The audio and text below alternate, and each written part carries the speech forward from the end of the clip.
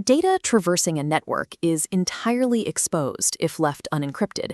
If an attacker can access the transmission medium, they can pull the raw information directly from the stream. This interface from the CAPSA portable network analyzer displays live captured traffic. Here, we see the practical reality of an interception, an attacker reading a clear text password harvested directly from the network.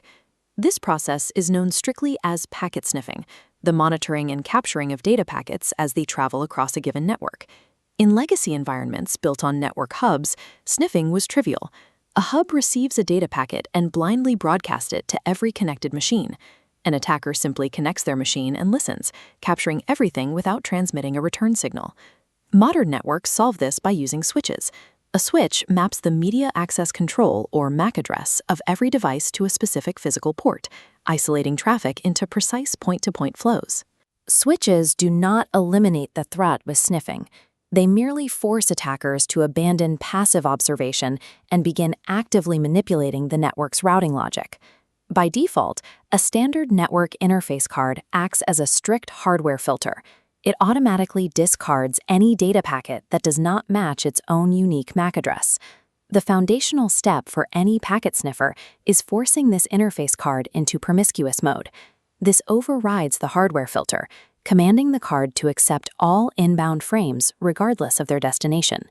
With the hardware listening, an attacker can deploy a brute force active technique known as MAC flooding. Switches rely on a content addressable memory table to track which MAC address is connected to which port. This table has a strict memory limit. The attacker bombards the switch with thousands of fake MAC addresses, exhausting the routing table's memory capacity. Once overloaded, the switch enters fail open mode, acting like a legacy hub. It broadcasts all private packets to every port, straight into the attacker's promiscuous interface. While MAC flooding forces the traffic out, it triggers severe network performance degradation and alarms. To remain undetected, attackers require a more surgical method. The primary active sniffing vector used to stealthily compromise modern switched networks is ARP spoofing. The Address Resolution Protocol, or ARP, maps IP addresses to physical MAC addresses. The core vulnerability of ARP is that it is entirely stateless. It blindly accepts unsolicited replies without verifying their origin. The attack begins when the threat actor connects to a switch port and deploys discovery tools to map the network topology. Pinpointing a victim, the attacker injects fake ARP messages, falsely linking their own MAC address to the IP of the main gateway.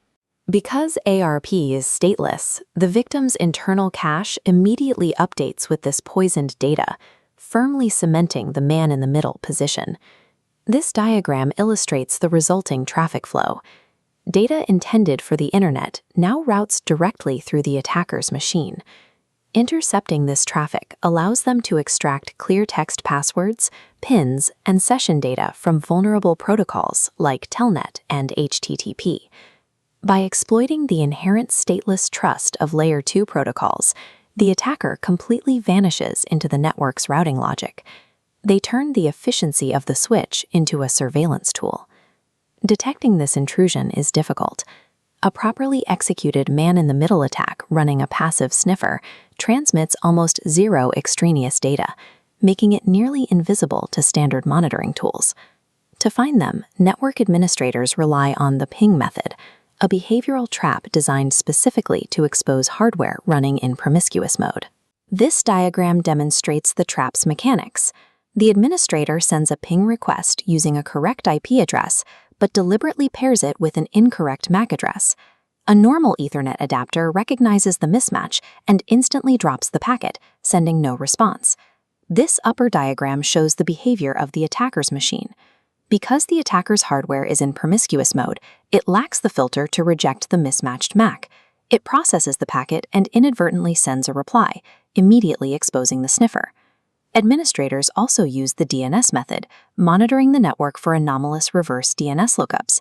These occur when the attacker's capturing tools automatically attempt to resolve the IP addresses they are intercepting. Effective detection relies on tricking the attacker's altered hardware into responding when it should be ignoring traffic, turning their own configuration against them. Detection is strictly reactive. Securing a network requires actively breaking the mechanisms that make sniffing profitable and technically possible.